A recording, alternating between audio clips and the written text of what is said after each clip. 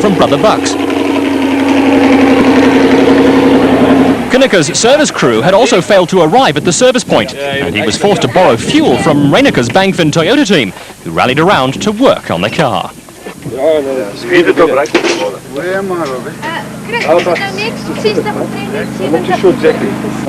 Toyota has been tremendous helping with the fuel. If it wasn't for them, I don't know what I'd do.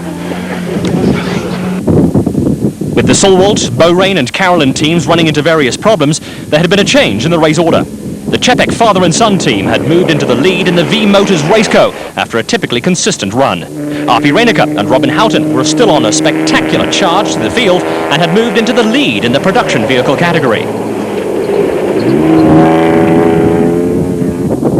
Having their best run for a couple of events, Nardus Alberts and Peter Mathieu were third on the road in the Rapsa Raceco and going well. Alberts and Mathieu had gradually worked their way through the field, and behind them, Bucks Carolyn was still at the wheel of the Lubrication Equipment Raceco and going all out to make up for lost time.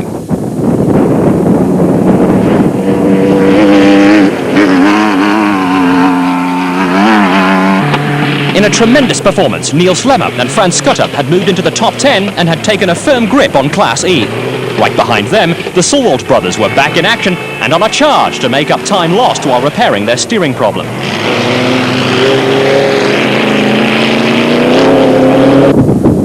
Reigning production vehicle champions Cliff Barker and Mike Redden ran into a string of punctures that cost the Videosport SVM Land Rover time. While Barker and Redden were also trying to make up for lost ground, the Eastern Cape pair of Greg Harvey and Lionel Acton had quietly and unobtrusively worked their way into a challenging position in the Queen Motorspares Raceco.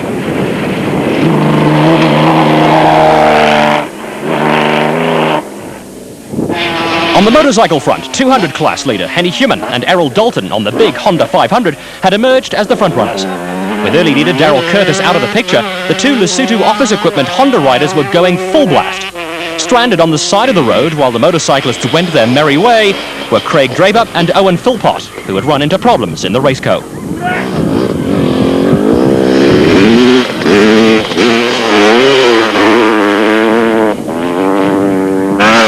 Rian van Niekerk, 500 class championship leader, was also running strongly on a third Honda, with Arthur Abraham and Stratford Fucht soldiering along in the Videosport SVM Range Rover. The pair experienced handling problems and were on the fringes of the top 10.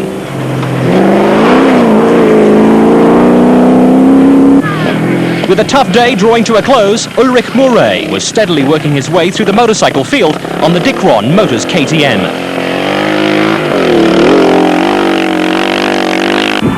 Behind Murray, a flying Brian Bontekoning, also still looking in fine fettle on the Yamaha and also making a late charge.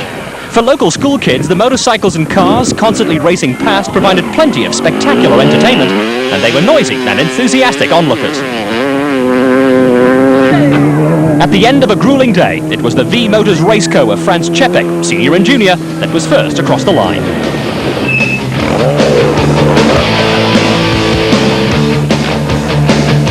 Special vehicles dominated the top 10 at the overnight halt, but in a tremendous performance, RP Reineker and Robin Houghton was second across the line in the Bangfin Toyota Land Cruiser and led the production vehicle category by a wide margin.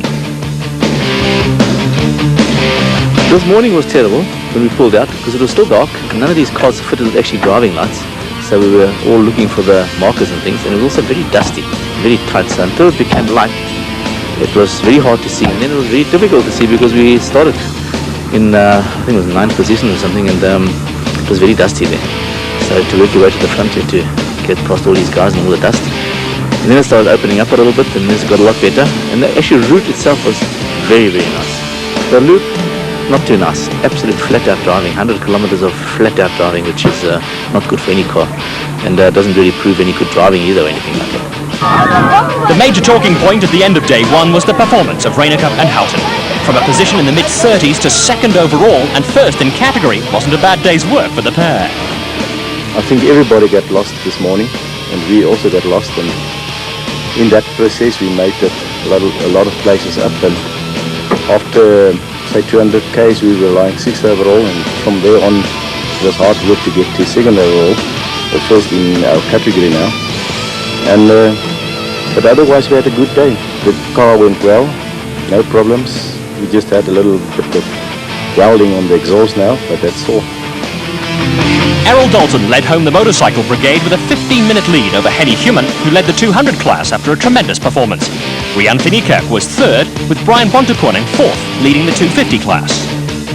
I'm just going to take it easy because I've got 15 minutes on lead on the second bike, and I just got to get it back safely tomorrow, and I won't be taking any chances or anything like that, and just to try and get it back and try and win. On the quad racer front, it was virtually no contest, with Vickers van Deventer opening up a gap of almost an hour on Francois Smit. The Breckel brothers and Yuri Duplessis completed the top 5. You can. After a grueling day in tough conditions, there was a festive air at the overnight campsite. For the crews and service technicians, it provided a welcome break. When all else fails, have a steak.